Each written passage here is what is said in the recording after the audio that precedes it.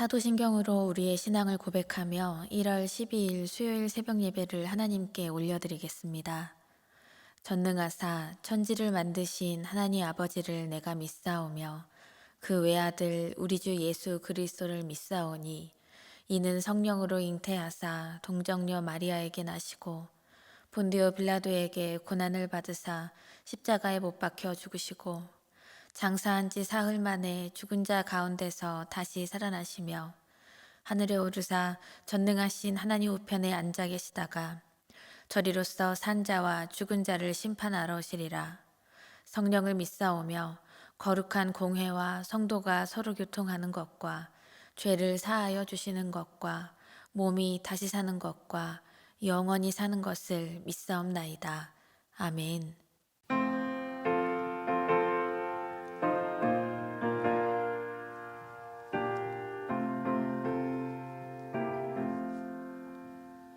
날 대속하신 예수께 내 생명 모두 드리니 늘 진실하게 하소서. 내 구주 예수여, 나 구주 위에 살리라. 내 기쁨 한량없으리. 내 갈 길 인도하소서.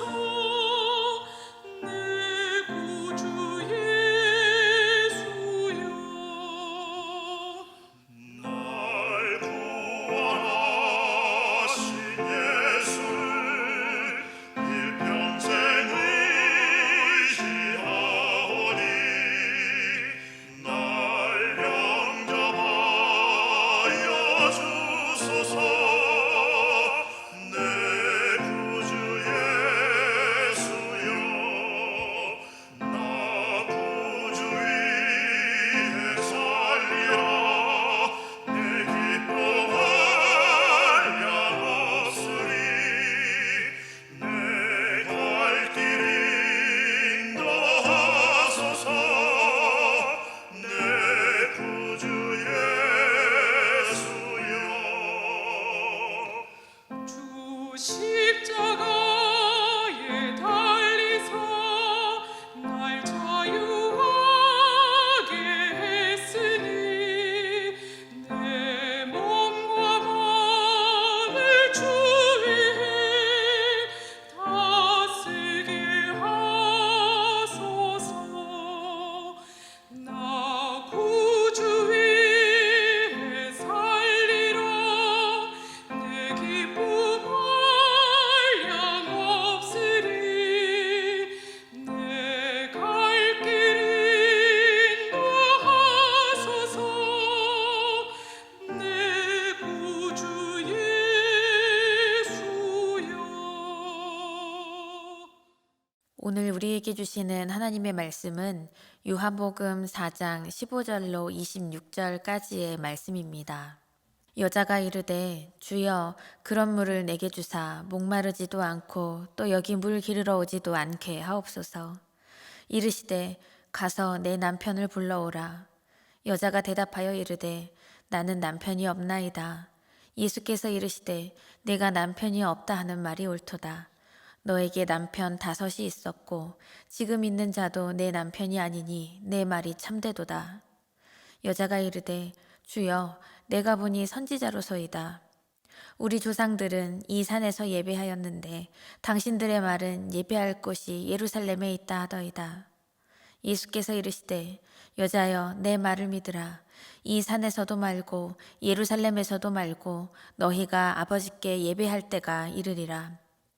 너희는 알지 못하는 것을 예배하고 우리는 아는 것을 예배하노니 이는 구원이 유대인에게서 남이라. 아버지께 참되게 예배하는 자들은 영과 진리로 예배할 때가 오나니 곧 이때라. 아버지께서는 자기에게 이렇게 예배하는 자들을 찾으시느니라. 하나님은 영이시니 예배하는 자가 영과 진리로 예배할지니라. 여자가 이르되 메시아 곧 그리스도라 하는 이가 오실 줄을 내가 아노니 그가 오시면 모든 것을 우리에게 알려주시리이다. 예수께서 이르시되 내게 말하는 내가 그라 하시니라. 아멘. 사랑의 하나님 감사합니다. 오늘도 한 분 하나님을 예배하며 하나님 아버지께 영광 돌리는 자녀로 설 수 있도록 그 은혜를 허락하심에 감사를 드립니다. 은혜가 풍성하신 하나님, 저희들 연약하고 주님 앞에 설 수조차 없는 죄인이오나 예수 그리스도의 십자가 사랑과 그 은혜로 우리에게 영원한 생명을 허락하시고 거룩한 하나님의 자녀 삼아주신 그 은혜를 우리가 감사함으로 기쁨으로 누리기 원합니다.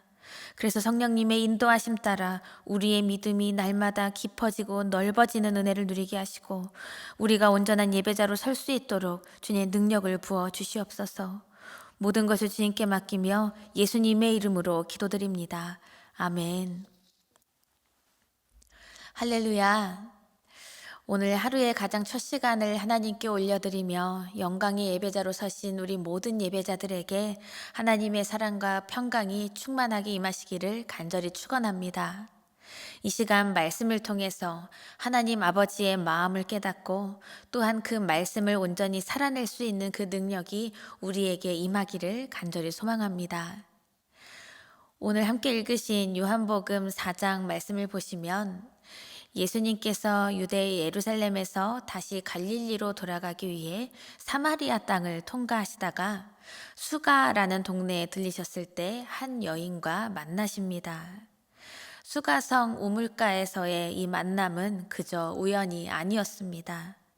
영적으로 갈급한 사마리아 땅에 주님이 친히 들르시고 그곳에서 인생 전체가 목마른 한 여인을 이미 아시고 만나기 위해 그 길을 택하신 우리 예수님의 마음을 우리는 붙잡아야 합니다. 이렇게 우리를 향한 이 구원의 은혜와 우리 주님의 사랑은 그 누구도 끊을 수 없이 강력하다는 것을 우리가 이 시간 믿고 나아가기를 원합니다. 예수님과 이 수가성 여인의 대화는 여러 가지 주제로 이어집니다.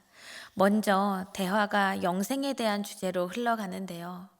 그 뜨거운 낮에 그 우물가에서 예수님이 여인에게 마실 물을 달라고 말을 건네시고 그 이후의 대화는 일상적인 물에 대해서 시작되다가 신령한 물에 대한 그 대화로 바뀌죠.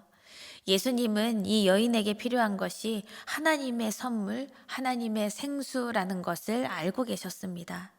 그리고 예수님은 말씀하십니다.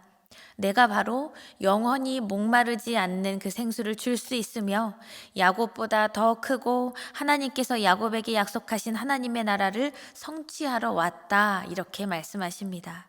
우리 여러분, 예수님의 이 말씀을 믿으십니까? 하나님의 선물이 무엇을 의미하는지 알아야 이 주님의 말씀을 정확히 이해할 수가 있습니다. 하나님의 선물은 하나님의 구원을 의미하고 있습니다. 그리고 생수, 성령님을 의미합니다. 이미 인생에 주님이 거하실 곳이 없다면 일어나서 우리는 주님께 간구해야 합니다. 나의 상식과 나의 신념 다 버리고 우리 주님 만나기를 간구하십시오. 그러면 우리에게 구원을 허락하시고 영원한 생수인 그 성령으로 우리를 채워주실 것을 믿습니다. 이렇게 성령님으로 충만한 인생은 그 영혼의 갈급함이 채워집니다. 우리의 삶을 날마다 새롭게 하시고 날마다 생명력 있게 인도하시는 주님의 그 은혜, 성령님의 그 일하심을 우리가 믿고 나아가야 합니다. 그런데 사마리아 여인은요, 아직까지도 이 말씀을 잘 이해하지 못합니다. 엉뚱한 이야기를 하죠. 15절 말씀을 보시면 여자가 이르되 주여 그런 물을 내게 주사 목마르지도 않고 또 여기 물 기르러 오지도 않게 하옵소서 말합니다. 이 여인은 한번 마시면 목마르지 않는 그 신비한 물을 원하고 있습니다. 뜨거운 태양 아래 홀로 물을 길러와야 하는 일상 자체가 이 여인에게 고역인 상태죠. 이 여인에게 있어서 구원이라는 것은 우울하고 고된 것, 그리고 채움을 느끼지 못하는 이 인생에서 벗어나는 것이었습니다. 그래서 이 여인의 질문은 예수님의 말씀에 눈을 반짝이면서 믿습니다, 이런 뉘앙스가 아니라 이 15절에서의 이 말은 그래요, 그런 물이 있으면 저에게도 좀 주세요 라는 낙심까지, 낙담 어린 것까지 섞인 그러한 의미가 있겠지요. 그런데 예수님께서는 이 여인의 세상적인 대답을 들으시고 신기한 대답을 하십니다. 16절에 이르시되 가서 내 남편을 불러오라. 생수 이야기를 하다가 갑자기 이 여인의 남편 이야기를 꺼내시는 이유가 무엇일까요? 사마리아 여인은 당황합니다. 감추고 싶은 상처가 있었을 것입니다. 그래서 나는 남편이 없습니다, 이렇게 잡아댔지만 예수님은 그 질문에 또 쐐기를 박으십니다. 17절 하반절부터 보시면 예수께서 이르시되 내가 남편이 없다 하는 말이 옳도다. 18절에는 너에게 남편 5이 있었고 지금 있는 자도 내 남편이 아니니 내 말이 참되도다. 그 당시 이제 유대 사회의 그런 사회적 문화적 상황에서 한 여성이 5번이나 남편이 바뀌고 6번째 남편마저도 다른 이의 남편이라는 것은 번번이 실패했다는 의미가 있습니다. 그리고 이 여인의 삶은 방황 그 자체였다는 것을 짐작할 수 있습니다. 사실 이 여인의 상황이 여자가 남편을 계속 바꾼 것인지, 아니면 죽음이라는 문제 때문인지, 아니면 남편들이 정말로 떠나간 것인지 잘 알 수는 없지만 분명한 것은 이 수가성 여인의 삶이 참 기구하고 불행하다는 것이죠. 예수님께서는 여인의 이 아픔과 문제가 진정으로 해결되어야 영원한 생수가 그의 인생에 채워질 것이라는 것을 알고 계셨습니다. 이 여인은 예수님의 이 한마디에 곧바로 자신의 연약함을 다 내려놓고 주님 앞에 굴복하며 고백합니다. 주여, 내가 보니 당신은 선지자이십니다. 그리고 나서 예수님과 여인의 대화는 예배라는 주제로 다시 흘러갑니다. 영생에 대해 질문을 받았던 여인이 갑자기 예수님께 예배에 대한 질문을 하는 것입니다. 20절 말씀을 보시면 우리 조상들은 이 산에서 예배하였는데 당신들의 말은 예배할 곳이 예루살렘에 있다 하더이다. 예수님을 만난 이 여인은 나의 연약함, 나의 의와 신념 모두 다 내어놓고 영적으로 엎드린 상태입니다. 그리고 지금까지 자신이 드려왔던 예배가 잘못되었구나라는 것을 깨닫습니다. 지금 예수님을 만나니까 이렇게 기쁘고 이 평강을 누리는 그러한 마음이 있는데 그동안의 예배에서는 이런 기쁨이 없었지 않을까요? 예수님을 인격적으로 만나면 하나님과 나와의 관계가 바르게 세워집니다. 이제껏 하나님 앞에 잘못 살아왔구나, 이것이 단번에 보여지는 것이 예배입니다. 그렇기 때문에 예배가 수단이 되고 종교적인 행위를 드러내는 쇼에 지나지 않는다면 오히려 하나님과는 점점 멀어지는 인생이 되는 것입니다. 우리 예수님은 어떤 분이신가요? 갈급하여서 나무 위에 올라간 그 삭개오에게 삭개오야 내려와라 말씀하셨습니다. 그리고 한밤중에 예수님 앞에 찾아온 그 유대 지도자 니고데모에게 물과 성령으로 거듭나는 방법밖에 없다, 이렇게 말씀을 하셨습니다. 주님은 이렇게 우리의 아픔을 우리가 직접 대면하게 하시는 분입니다. 하지만 그것에서 끝나는 것이 아니라 성령으로 우리를 가득 채워주셔서 성령의 은혜로 치유받아서 하나님의 나라를 바라는 참된 그리스도인으로 우리를 자라게 하시는 분입니다. 간절히 바라기는 여러분과 저의 인생도 이러한 은혜가 충만하기를 간절히 축원합니다. 갈급한 심령을 헛된 가치와 소망에 맡기지 말고 우리의 참된 소망이신 예수 그리스도께 내어놓고 엎드려서 마침내 우리의 예배가 회복되는 역사가 우리 인생 가운데 임하기를 간절히 축원합니다. 이 수가성 여인은 어느 곳에서 드리는 예배가 하나님이 받으시는 예배입니까? 라고 우리 주님에게 물었습니다. 자기 조상들이 그리심산에서 예배했는데 유대인들은 예루살렘 성전만이 예배하기가 합당한 곳이라고 우리에게 말하죠 라고 합니다. 이 그리심산은 이 주변에 세겜, 베델 중요한 장소들이 딱 있었어요. 사마리아인들에게는 이곳이 예루살렘 땅보다 더 전통 있고 중요한 곳으로 여겨지고 있었습니다. 옛날 구약 시대에 그 북이스라엘과 남유다로 다 나뉘면서 북이스라엘의 여로보암이 북왕국 수도 사마리아에 산당을 짓고 그곳에서만 예배드리도록 한 역사가 있습니다. 자기 백성들이 절기 때마다 남유다 그 예루살렘 성전으로 내려가는 것을 막기 위함입니다. 뿐만 아니라 이 사마리아인들에게 모세오경 말씀만 읽게 하고 남유다를 향한 하나님의 일하심, 그 예언의 말씀 알지 못하도록 말씀을 묵상하는 그 귀와 눈까지 가리우는 그 죄가 있지요. 사마리아 땅은 예배가 수단이 되어서 예배의 대상인 우리 하나님을 제대로 알지 못한 채 예배하는 그 잘못된 전통이 이 예수님이 계시는 예수님 시대에까지 이어지고 만 것입니다. 이제 예수님이 이 여인의 이 물음에 대답하십니다. 21절을 보시면 예수께서 이르시되 여자여 내 말을 믿으라. 이 산에서도 말고 예루살렘에서도 말고 너희가 아버지께 예배할 때가 이르리라. 아멘. 이 여인이 어디서 예배하는 것이 맞습니까? 라는 질문에 우리 예수님은 아버지께 예배할 때가 이르리라 라고 대답하십니다. 예배에 있어서 중요한 것은 누구에게 드리느냐, 그래서 어떻게 드릴 것인지가 먼저입니다. 왜 예배할 것인지를 먼저 바르게 알아야 합니다. 예수님께서 22절에서도 말씀하십니다. 너희는 알지 못하는 것을 예배한다. 우리 한 분 하나님을 예배하는 믿음이 없으면 어디에서 예배한들 그것은 인간을 위한 종교적 행위에 지나지 않을 것입니다. 그래서 예수님께서는 하나님을 어떻게 예배해야 하는지 이어서 강력하게 말씀하고 계십니다. 23절을 보시면 아버지께 참되게 예배하는 자들은 영과 진리로 예배할 때가 오나니 곧 이때라.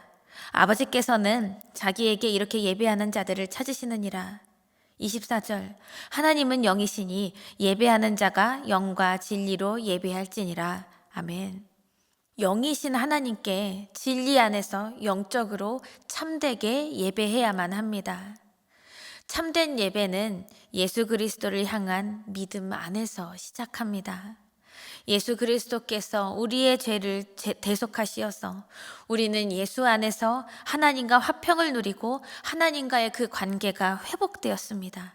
그러므로 이것을 믿는 우리는 예수 그리스도 안에서 영이신 하나님께 영과 진리로 참된 예배를 드릴 수밖에 없습니다. 하나님과 인격적으로 만나고 교제하는 사람이 드리는 그 예배, 그렇게 진리 안에서 드리는 예배야말로 이 산에서 드리든 저 산에서 드리든 중요하지 않다는 것이죠. 참된 예배를 드리는 자녀는 그들의 삶의 모든 순간마다 예배자로 살아가는 그 믿음으로 서기 때문입니다. 하나님 아버지께서는 이렇게 영과 진리로 예배드리는 그 한 사람을 찾고 계십니다. 알지 못하는 것을 예배하는 사람은 예배가 내 성공을 위한 기회의 장소이고 그것을 위한 나의 수단이고 내 의를 드러내는 수치스러운 자리로 그 예배의 자리를 전락시킵니다. 사랑하는 여러분, 오늘 이 사마리아 여인은 예수님과의 이 진실된 만남으로 인생이 회복되었고 갈급한 그 심령이 성령으로 채워졌고 예배가 그의 인생에서 회복되는 그 은혜를 누렸습니다.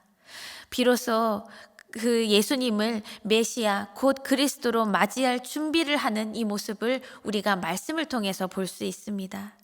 이제 마침내 예수님께서는 요한복음 4장에 걸친 이 길고 긴 이 여인과의 대화를 마치시고 자신이 곧 메시아이심을 드러내십니다. 삶의 갈증 가운데 있는 인생을 건져주시고 하나님의 자녀가 되어서 온전한 예배를 드릴 기회, 그 복과 은혜를 허락하신 이 말씀이 우리의 인생 가운데에서도 살아있는 말씀으로 임하기를 간절히 축원합니다.